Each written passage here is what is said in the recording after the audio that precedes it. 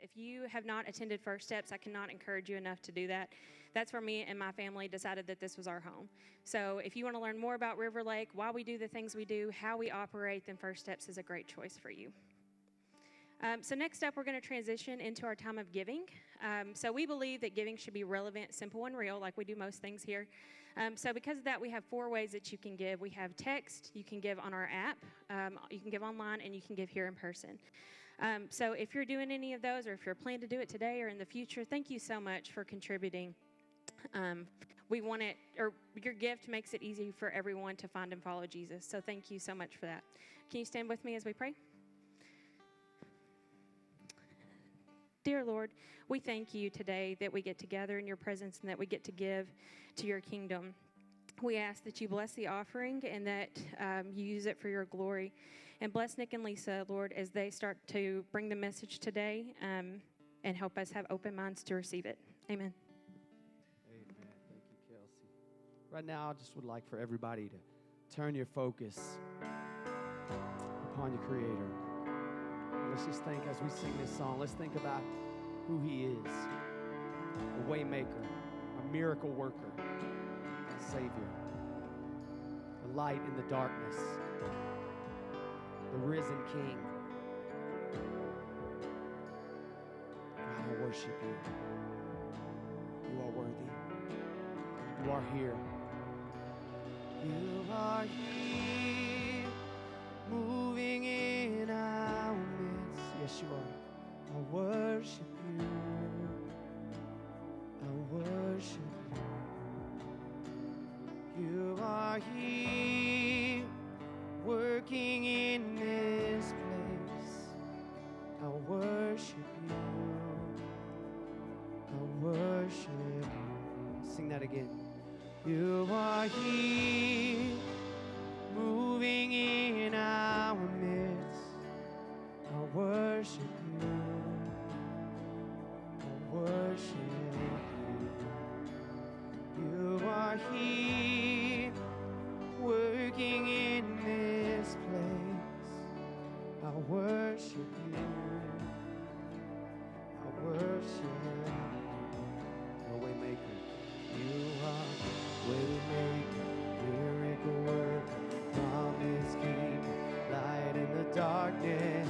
My God, that is who you are. Every voice sing it again with me. Waymaker, miracle worker, promise keeper, light in the darkness. My God, that is who you are.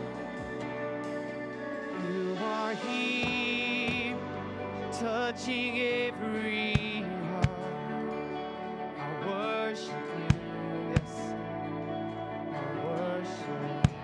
He's healing every heart. You are here, healing every heart. I worship you. I worship you. Turning lives around. You are here, turning lives around. Yes, you are. I worship you with all that I am.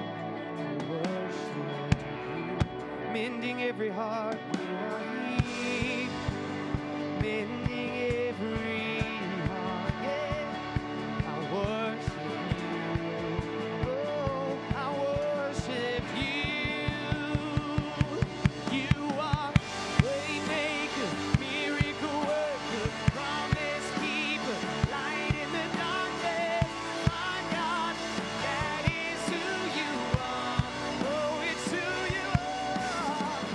Waymaker, miracle worker, promise keeper,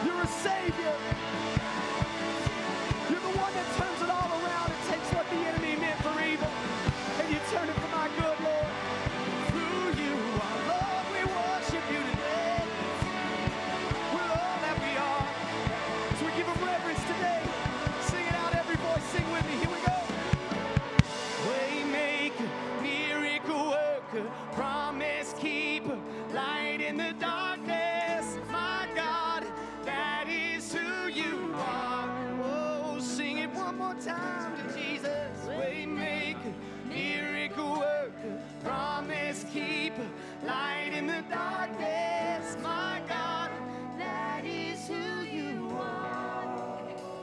Let's give him glory in this place today. Yes. You can be seated. Welcome, welcome, welcome. My name is Nick. If you're a guest here today, if you're watching online, we're so glad you're joining us here today. Man, it is good to be back from Israel.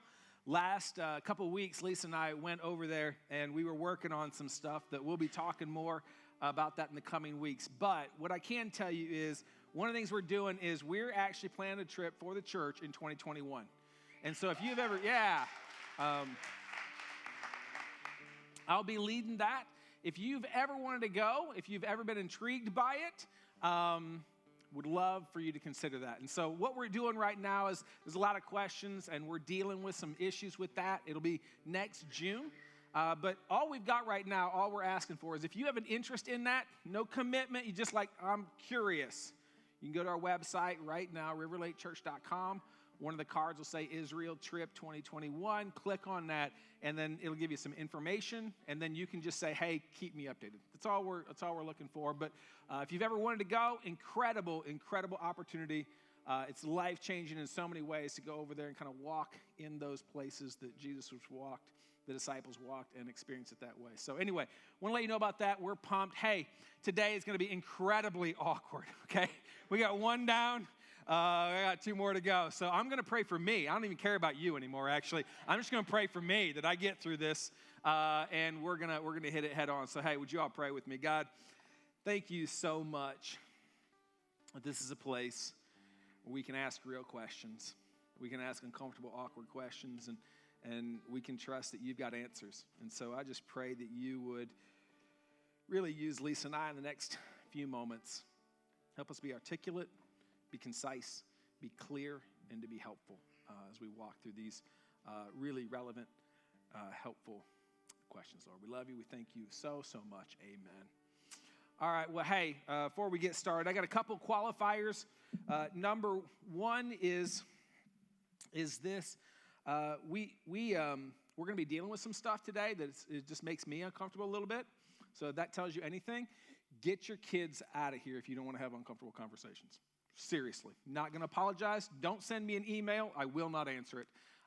Just qualifying that. If you're watching online, turn it down. Okay, so just that's the whole deal. Second is this. In our request to get questions, we got a number. It was surprising and very helpful for me as a pastor to kind of know where people are at, the questions they're asking. We got several questions about LGBTQ issues and things of that nature.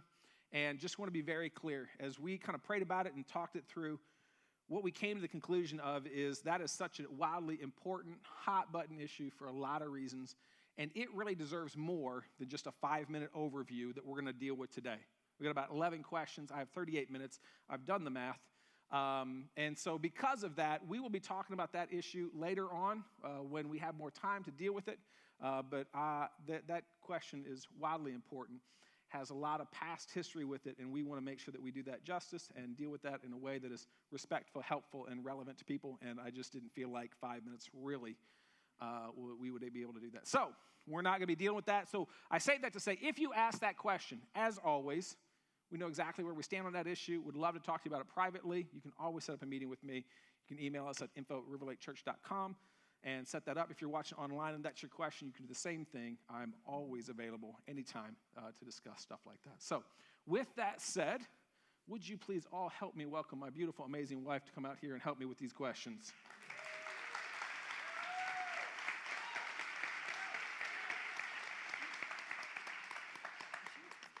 I say it every time. I never get that kind of applause, babe. Just letting you know. Special. Yeah. Nice. Okay. Hey, we've got about 11 questions. We're going to shotgun these. We're going to walk through them. So today's message is going to be a little bit disjointed. It's going to feel that way, but hopefully we're going to answer all these questions as they come up. If for whatever reason at the end of it you're like, that didn't helpful. That didn't helpful. That wasn't helpful. You done talk no good.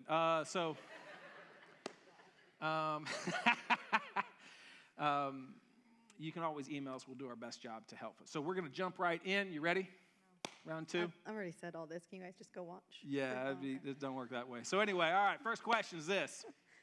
You say that you guys have relations, a.k.a. sex, every week, whether you want to or not.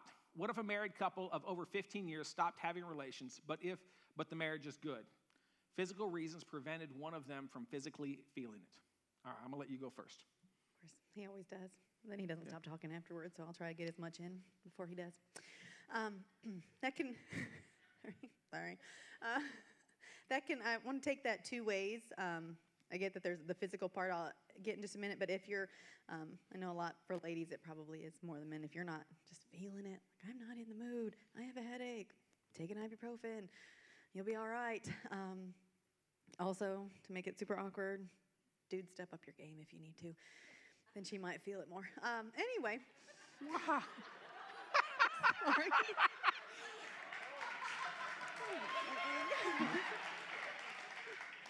You didn't say that first I'm service. going home now. This is why. Dan's never let me back up here. Anyway, so we're going to go on from there. Thank you. But if it is an actual physical problem, that is something you need to take up with your doctor. We live in 2020. There are so many things for guys and ladies that can be done to help in that department. Because that's just not something you want to miss out on. There's physical contact with your spouse, whether it's, even just, reaching across and touching them during the day, or a hug, all the way up to relations, is huge. And he always says there's a big line between "Hi, how you doing?" and "Let's get it on." Well, explore that line until you figure out the other stuff, because it says that in the Bible, that we should not deny each other. And when we do that, that's when Satan gets in. So whether you think you have a good marriage now or not, just those little cracks in the wall can send that spiraling out of control. So it is huge, no matter what physical issues you have going on, that the constant contact, the constant communication is always there. You can go now. I don't know if I want to follow that up, man. Let me address a couple things. In the question, there's a couple ways to take it. One of them is there are legitimate things that both women and men, there's surgeries that you can have that prevent activities, things. Let me speak to that. If there is a physical, medical thing that prevents that kind of engagement, as she said, there's a lot you can do to be there for your partner. And I think that's wildly important. Your job, your body is a gift for your spouse, period. That's what sex is. We have taken sex and made it into a very personal, internal thing and said, hey, sex is for two reasons. I want to, and kids. And if you're older and you don't want to have any more kids, then it's just I want to. And if you don't want to, you just don't. And that is a terrible view of sex. There's 6 or 7 reasons for sex. We don't have time to walk through them today. But there's a lot of reasons that you can have sex. And we need to shift how we view sex as saying, no, my body is a gift to my spouse to give to them, to serve them, to love them. And so just because you can't do one specific activity or what, there's a lot of different ways you can be there for them, you can help them, you can connect with them, and do that. With that said, I want to address the whole feeling it thing and say a flip side of that is sometimes there's surgeries, physical things, and you don't have the libido. You don't have that desire. You don't have that. You're not feeling it that way anymore. And that's a very real thing. It's a medical condition for some people. Let me speak to that also and say it's not about your feelings. So again, 1 Corinthians really, really clear that again, your body is a gift for your spouse. That's why we have those. And one of the craziest, most disconnecting things I see is when I do counseling with marriage couples, sex is almost always an issue. Rarely have I ever had the couple that's like, yeah, we're having problems, but sex is amazing. Like that doesn't happen a lot. One of the things that comes up is I will have a spouse who will serve their significant other, their spouse, in ways that are ridiculous. They will spend hours shopping, cooking, cleaning, working, cleaning a house, doing whatever. I mean, it's crazy. They'll spend hours doing this, but when it comes to 10 minutes of sex, it's like, I don't want to do that. And it's crazy because I don't know many people who are like, Nick, I was just feeling laundry today. You know, anybody like that? You're like, I just get up, because if you do, we need help, okay? So we got a lot. We got 5 kids. But what do? You get up and you do it. Why? Because it's the way you serve your family and your spouse, and nobody confuses that. And yet when it comes to sex, it's all about feelings. And that is like one of the biggest lies from the pit of hell that you can have about sex. Your body and your availability to your spouse is one of the most significant things that you can have and do in your marriage.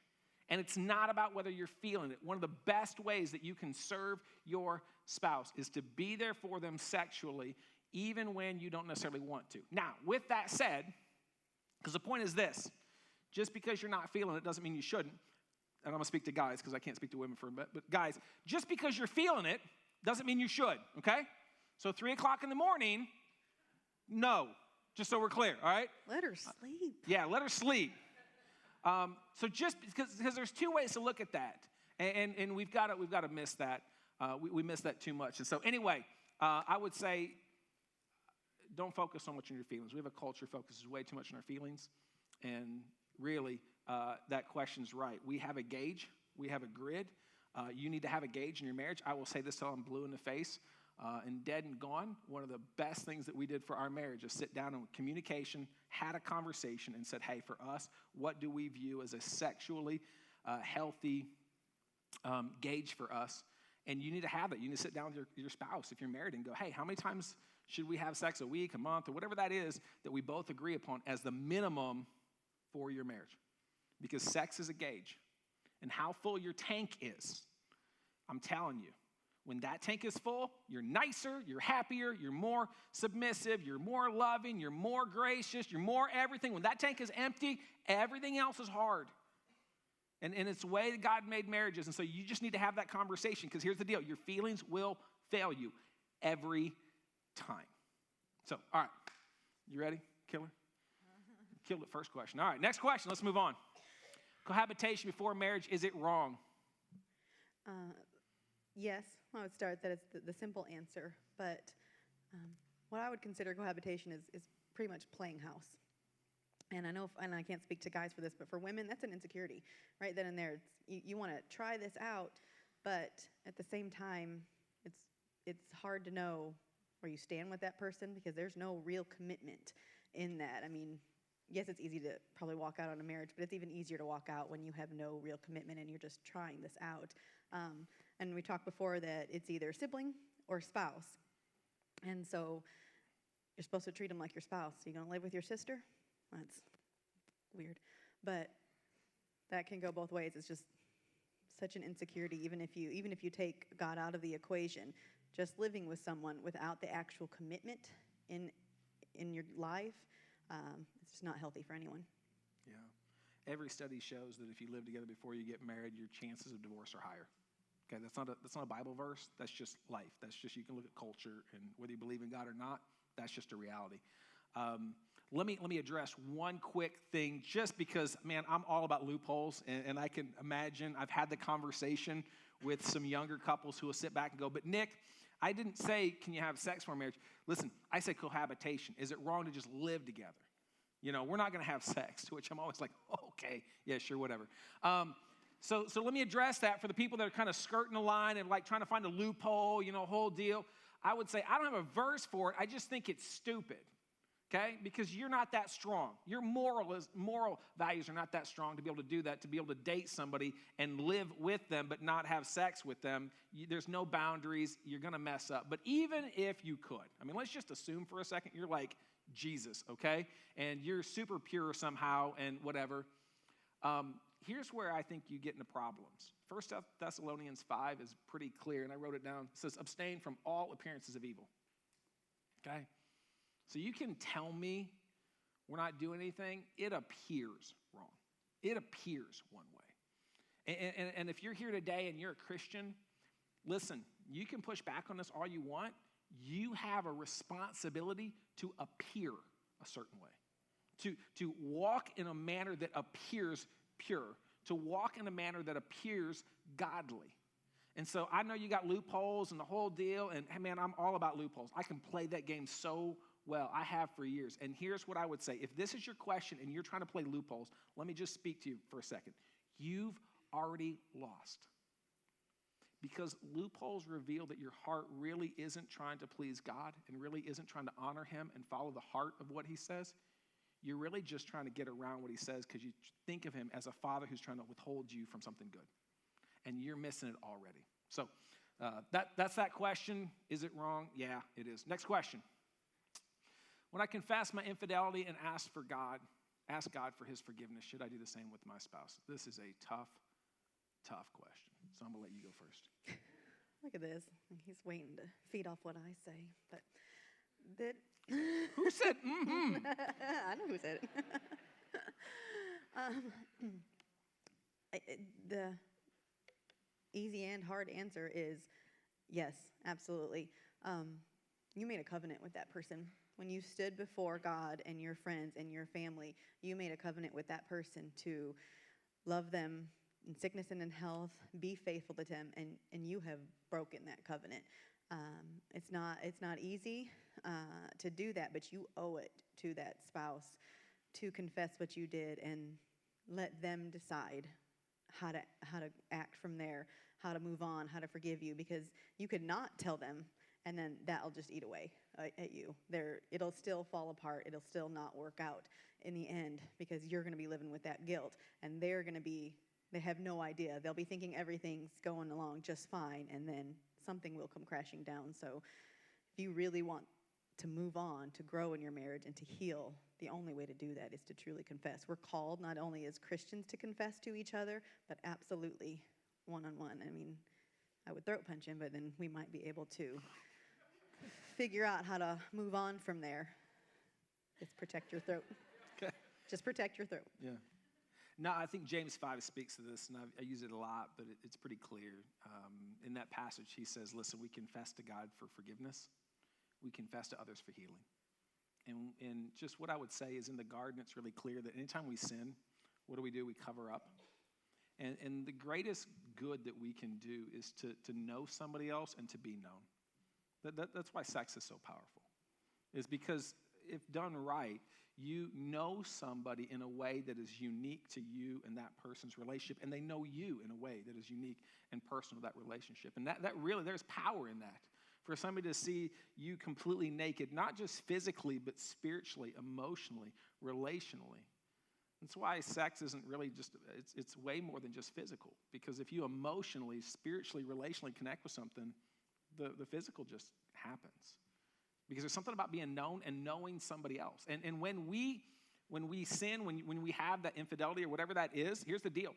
You start to cover up. Just like in the garden, when they mess up, what do? They covered up. And you do the same thing. I do the same thing. We all do the same thing no matter what it is. And yet, if you want real healing, what she said, it requires you to confess that and say, hey, I need to quit covering up. I say that, let me be clear on a couple things.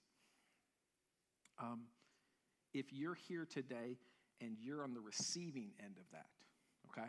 So again, it's one thing if you mess that up and you feel like, okay, yeah, I've got to confess this to my spouse, I mess this up, that you should, and absolutely. But if you're on the receiving of that conversation the next 2 weeks, 3 weeks, 4 weeks, month, whatever that is, ever, don't throat punch them, first off. No offense. But I would suggest seek counseling, really. You're going to need help. You're going to need to walk through some stuff because you're going to be in pain. You're going to be tempted to cover up because you're going to feel shame and guilt and pain and all that kind of stuff. And infidelity is a betrayal. It's a breaking of a covenant and trust that is hard, that takes time and grace and mercy. And so, so the answer is yeah. So, all right, next. Do you believe there are certain foods, music, movies that we should watch, consume for our soul? Yes. I've started to wonder heavily about this because I feel like it can put toxic energies in our minds and bodies. I believe in God, but I feel like I'm not really spiritual. All right, so a couple things. One, don't worry about being spiritual, worry about being godly. Demons are spiritual, okay? Satan's spiritual. Spiritual is the wrong good. We have a culture that's all about spiritual. Everybody's spiritual. That's cool. So is Satan. All right? That's not the goal. The goal is godly. The goal is purity. The goal is holiness.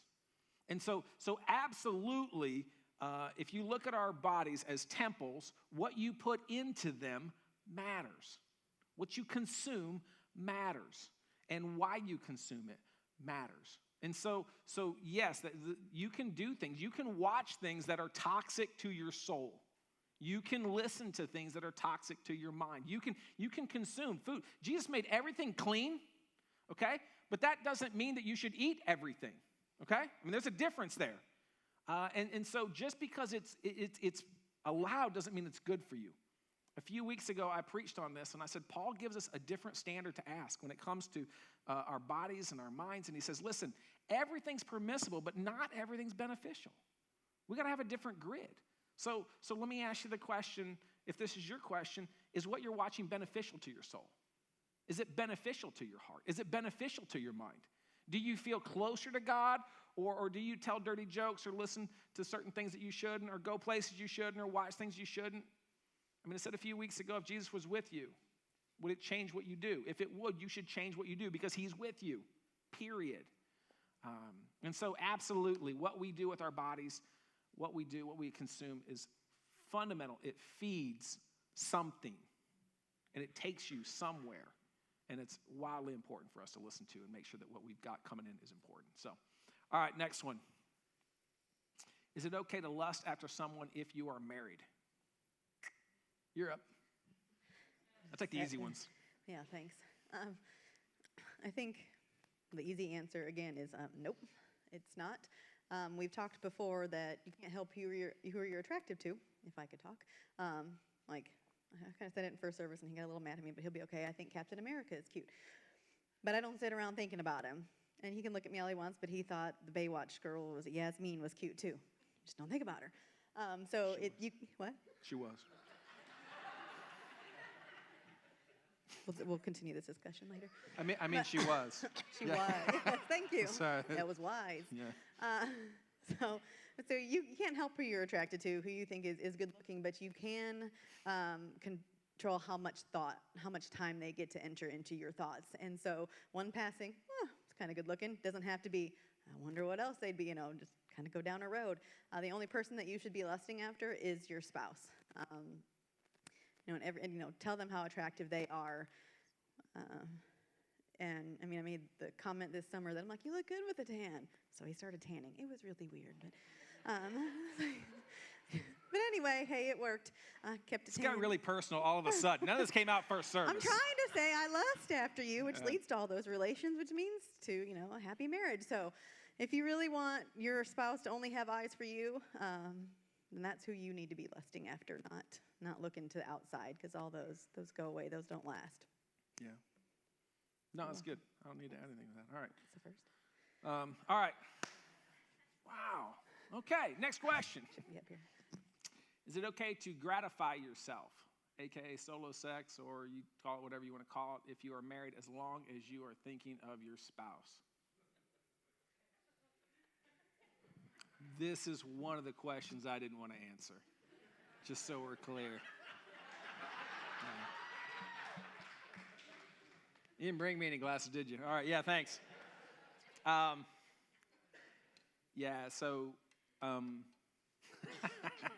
You can take this one. Thanks, appreciate that. This is really sweet of you. Let me walk through a couple scenarios with this, because I think there's two groups of people that I want to speak to.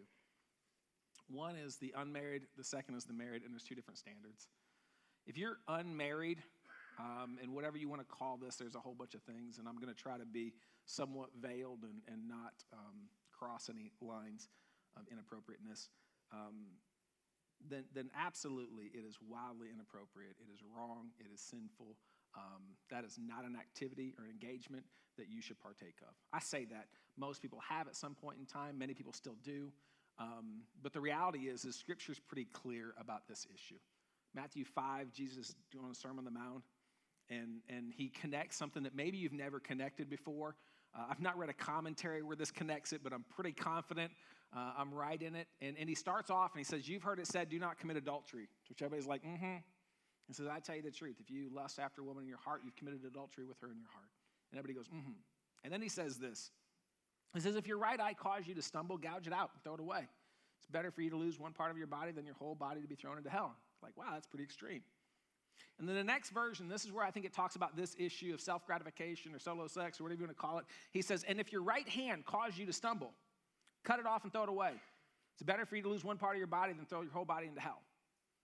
And you can say, well, he's not talking about that. Well, the next verse is, he says, you've heard it said, and he changes complete topic. So yeah, he's combining what you look at with your eyes and what you do with your hands to lust. And again, I don't want to get too graphic and too specific about it. But the bottom line is that activity, if you are not married, you're committing adultery. Now, I got to qualify because as a youth pastor, and I had wonderful, uncomfortable conversations about this with a whole bunch of teenage boys and whole deal.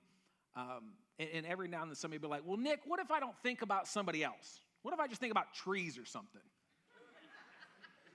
Not kidding, that's been the conversation I've had. Sexy. Yeah, tree sex, it's weird, okay?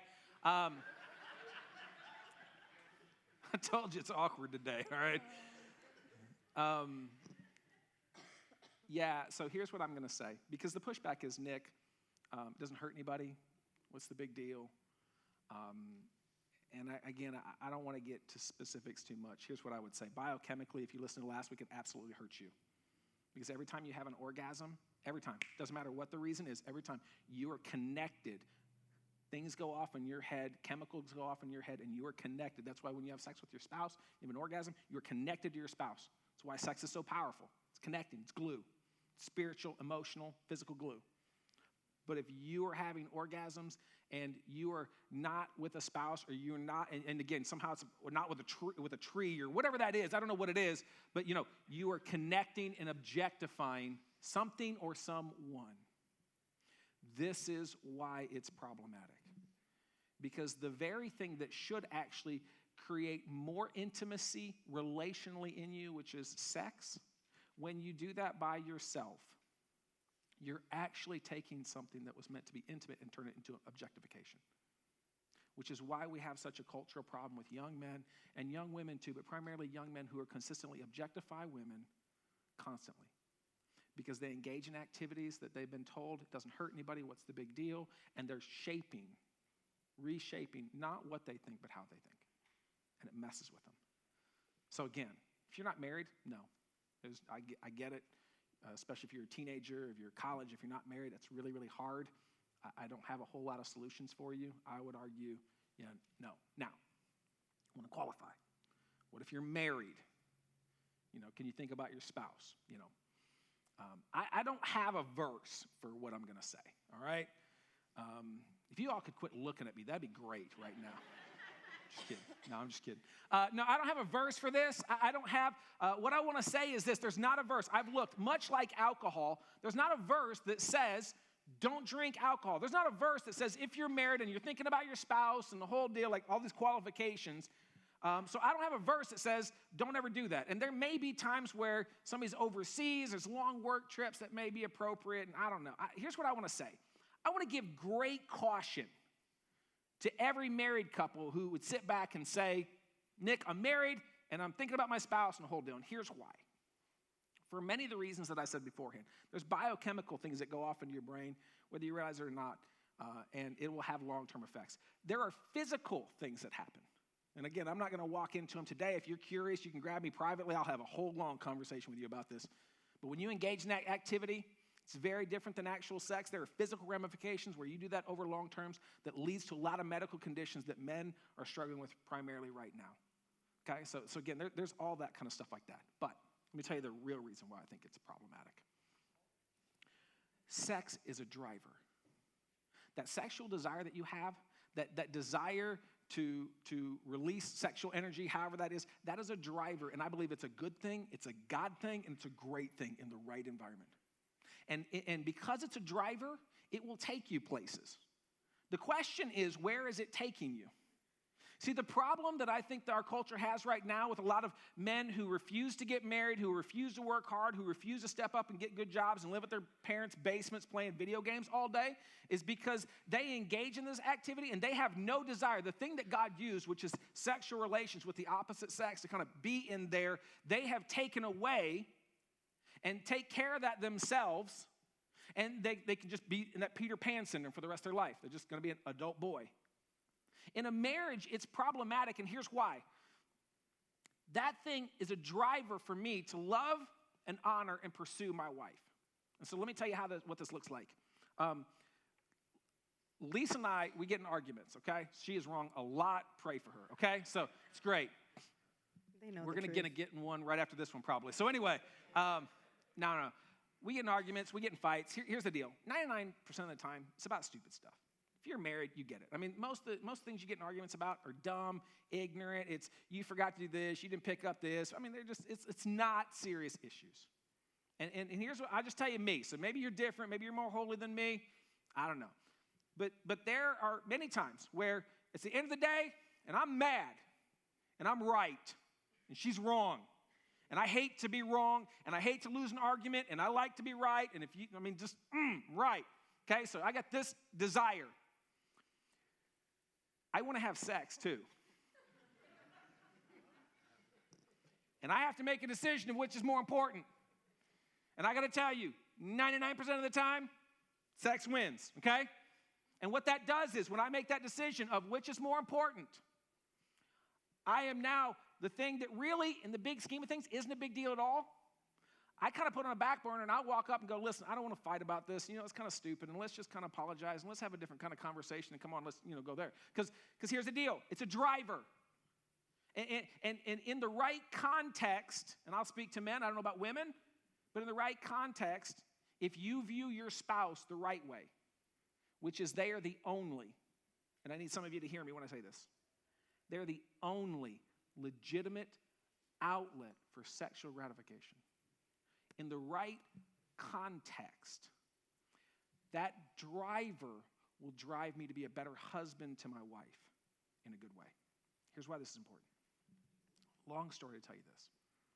With this issue of gratifying yourself sexually, alone, okay? If I'm here and I want to be right, but I want to have sex, if I engage in that activity, what I do is I still hold on to anger and bitterness towards my wife, and I basically said, I no longer need you for that because I've got my own outlet, and you are no longer needed for that. And so what happens is I biochemically do some stuff to my mind, I physically harm myself, my soul, and I'm still holding on to bitterness, and I'm still holding on to anger, and the whole deal is all of a sudden 1 day becomes 2 days, and 3 days, and 4 days, and 5 days, and listen, I don't need to have sex with her, and I don't need to do this, and she can think the same thing. I mean, let's be honest, sex is such a weapon in so many couples. Oh, you're going to do that? Well, listen, we're not sleeping together. I don't need you. Take care of it myself. And all of a sudden, the thing that was meant to bring us together, the thing that was meant to kind of combine us, this activity, I have seen it over and over. I've had the conversations where they just said, well, listen, Nick, they'll say, well, we haven't had sex in 3 months. And I'm like, what in the world? How do you do that? And, well, okay, Nick, there's other ways. Oh. So the thing that was designed to bring you together, the thing that was designed to humble your ego, to humble your pride, you actually took out of that context and took care of it yourself. And now you're hurting on 2 levels. I'm telling you. Is it a sin? I don't know if it's a sin if you're married. I just don't think it's wise. I'm coming back to what Paul said. Is it beneficial? It's a driver, and if you engage in that activity, where is it driving you to? Closer to your spouse or farther from your spouse? That's your answer about whether it's a good thing for your marriage or not. All right, enough about that. Let's move on. Wildly awkward. All right. How do you even begin praying for sexual abuse healing? For example, I was abused, and there are certain things I cannot do for my husband, even though it was years ago. I want to please him completely, but can't seem to get past it. I would like to pray for healing, but don't know where to start. That's a painful question. Yeah, I think the statistic is 1 in 4 women will have been sexually abused in their lifetime, so this probably affects more of us than it really should. I would say, please pray. Of course, pray for healing. God can and will heal you, but I think where us Christians sometimes get blocked up is we think we can't get counseling, that God will heal me if I just pray about it. And I would say, no, you absolutely need to find someone to talk to. You need to find that Christian counselor that can walk you through this. This is not something that you can just get over on your own with enough prayer. Like I said, yes, pray, but there needs to be somebody that walks through this with you. Your spouse needs to go if they can. After you've probably had a few sessions, they need to go so that they can understand what you're walking through, and to get that true healing. There is absolutely no shame in seeing a counselor and wanting to heal. It is a painful thing that and I can't speak to men, but no woman should ever have to walk through. But the reality is, a lot of us have, and there is no shame. Find that person to pray for you, but find that person to talk to, and really, really find that healing. Oh, that's good. I got nothing else to say to that. I just say if you're the spouse on that, you need to be as supportive as possible with it. So again, if you're not the one who is hurt, you especially, and I'll speak to men because I think it's not primarily a woman thing, but I'll speak to the male perspective. You married her past, present, future. And so you picked up all that baggage, and your job as a husband is to love her, walk with her, and to be the strength for her and the person that she needs. And so I just think that's important. So that's great, babe. All right, next question. If sex with someone joins your soul and you have had multiple partners, are you always connected to those people? No, not always. You don't have to be. There's a difference between soul forming and soul joining. 1 Corinthians chapter 6 says it this way: when two people have sex, two become one flesh, but not one soul. And we talked about it a few weeks ago that anytime you have sex with somebody, it forms your soul, but it doesn't blend or join your souls. And so I think one of the great things that we find, one of the reasons the gospel is the gospel and good news, is that there is freedom, that there is a way that God can heal you and renew you, that you are a new creation, a new life, and all those connections, all those ties can be cut, and you can walk in that freedom, that you don't have to deal with some of that. And so it doesn't mean it happens all the time, but you absolutely aren't always connected with those people. So, all right, next. How do I get my significant other to stop watching porn while we're having sex? Throat punch. Oh, you can say that, but I can't No, say that. sorry. I'm going to go with the wording here was significant other. So the easy answer is, if it's just your significant other and not your spouse, stop having sex with them, period. Because one, it's not healthy. Two, that's super not healthy. And if you are too worried that if you do stop that they're going to walk out, let them go, because that would have never lasted anyway. And that is 100% an unhealthy situation to put yourself in. You get the spouse part of it. Yeah, if you're married, you won't hear me say this a lot. Don't have sex with them. And I'm all about sex. I just do it a lot. It's great, in the right context. They're gonna think we're freaks. Could you just like?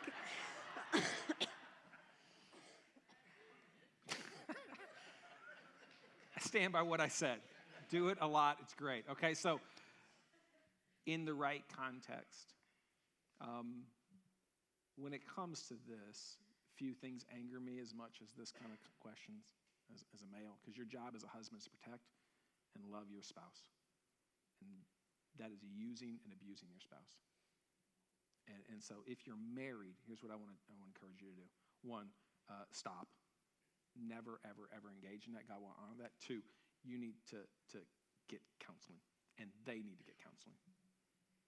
That is a serious, serious issue. And here, if you watched last week, if you didn't, you can go back and listen to it. Here's the deal. Porn always gets progressively more deviant, worse and worse and worse.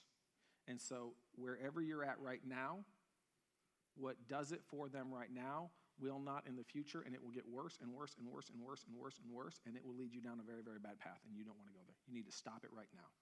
And again, what she said, if you're dating somebody, run. Don't even ask questions, doesn't matter. I don't care who it is. I don't care how nice he is. I don't care how much he loves Jesus. Run. If he asks you for pictures, run. Doesn't matter. They're not honoring and they're not serving you. All right, next question. How can I respect my husband when he acts like one of our children? Be nice. You've not been nice so far. If you've heard the sound of laughter, that was more ladies that were laughing. Bless your heart. Well, the dudes are scared. Stop treating him like one. He's not one of your children. I don't know about you, but I don't like watching a lot of TV anymore because all it is the bumbling idiot husband and the woman who knows everything. And I think we've made this like so far to the other side that, I'm all about girl power. I'm raising 3 strong girls who have strong ambitions, but it is not at the expense of my boys. I still expect them to be strong leaders in their home, to be chivalrous, to open the door for the ones that will let them open the door. And I do that by not disrespecting their dad. Whether sometimes he acts like a grown child, which I think that's just in you. It's okay. We still love you, but I don't let it engross me. I speak respectfully about him, to him, and in front of our children about him. Like he missed a note that Kate saw this morning, so I was like, well, your dad's strong point isn't his attention to detail. Like he has plenty of other ones though. So I made sure I qualified that they know that I respect their dad and I don't treat him like he is one of my children. He's already been raised. You are also raising adults. You are not raising children. So as we're thinking about that as parents, teach both sets of your kids how to care for themselves, how to grow up and do their own laundry and take out the garbage both sides and to load a dishwasher. It is not that complicated. It is adult Tetris. Okay, that was just a little personal. And let them fail in that. Don't go behind them and fix everything. Even if you're the one that probably, I'm the stay-at-home parent, but I am homeschooling my children too, so I'm constantly busy. I don't have time to go behind everybody and fix their stuff. So let them figure it out. They are a productive member of this house, and so men don't expect to be thanked every time you fold a towel or overload the dishwasher once. Yeah, see, no, stop it. Listen. You are also a productive member of this house. You do it because you live there, not because you're doing your wife a favor. We both hate clutter, so I try to keep the house picked up by the time he gets home, but say I go out at night with my girlfriends or we go to a Bible study or whatever, when I come home, I kind of expect the same thing too. It is not worth it for me to go out if I have to come home and clean up anyway. But at the same time, I don't throw him a cookie when I come home because the house is cleaned up. He'll be like, we cleaned up for you, not for me. I was like, okay. I'm not thanking you because not that I'm not appreciative, but that's what should be done. It is a team effort. It is not an individual gender role. I do this, you do that. We work together. That's right. I like cookies, though, just so we're clear. Yes, So, we know. Oreos. Yeah. Thank you. Don't bring him any more Oreos. Please. I can't eat them. Bring me the gluten-free ones. Let me say this really quickly. Ladies, there's a difference between being responsible for your husband and being responsible to your husband. See, when you're responsible for your husband, you carry anxiety. You carry stress. Why? Because I got to get him to stop drinking. I got to get him to get a job. I got to get him to get focused. I got to get him up. I got to get him to church. I got to get him this. And I got to nag him. I got to get him to get that stuff done at home, or I got to get him to clean up, or I got to get him da-da-da-da. And here's the deal. You are owning the outcome of your husband, your spouse, whatever that is, and that creates anxiety with you. You are never meant to carry that. You are not responsible for them. You are responsible to them. Meaning, Lisa's responsible to be the best version of herself to me. She is not responsible for me. There's totally different things. See, the reason that some of you have so much stress is you get up and the first thing on your mind is somebody else. Same thing with your kids. You think you're responsible for your kids. You're not. You're responsible to your kids. You're not responsible for them. But as long as you think you're responsible for them, you will get up and you will think about them first. But here's the deal. If you can make the shift and kind of own the fact, I'm not responsible for you. I'm responsible to you. And my responsibility to you is to be the best version of me. Guess what? It'll change even how you start your day. Because if you can shift and realize the most important thing, the best thing you can do for your husband is to be the best version of you, guess what? You get up and you start with you. You get up and you spend time on yourself. You don't get up and start serving other people and doing other things and think about what you got to do and da-da-da. Those are important things, but that's what you do. That's not who you are, and that's not what you're responsible for. You're responsible to other people, but it starts with you. Some of the best things that you can do as you leave home today, if you really want to help your marriage, and you've got a husband who you look at and just does not behave the way, acts like a grown child, is to look at him and go, I'm done. And let him fail. And it'll be hard because it'll take 6 months maybe for him to figure it out. And when he fails and when he acts like an idiot, because he will, and when he does something stupid, you just go, yeah, I'm not responsible for that. You be you. You be the best version of you. The biggest mistake in our marriage early on was I kept trying to make Lisa like me, and it was a failure. It was only until I realized, no, the best thing I can do for her is to be the best version of me, and I'll work on me, and that helps her, and vice versa. When she's the best version of her, it helps me. That's the best thing you can do. Last question. I feel like I lost my wife.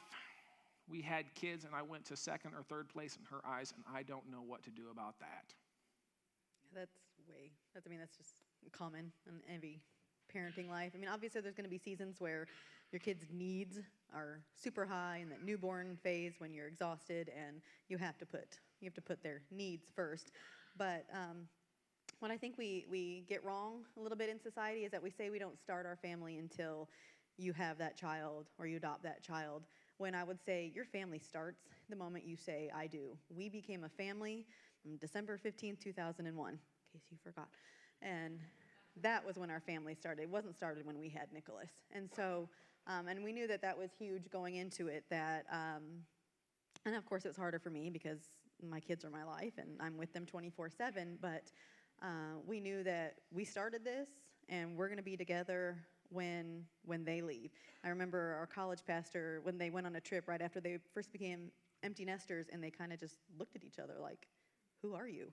And we never wanted to get to that point, to know who we were. So it was important for us to make sure that you date your spouse at least once a month, and or go on those trips. I mean, not everybody needs to go across the world for 12 days, and that was great for us, though. It was us to just be Nick and Lisa for that time period. Of course, I miss my kids, him not as much, but poor babies, they know. That's why he has a picture of them all on me on the couch after we got back. And I'm sorry.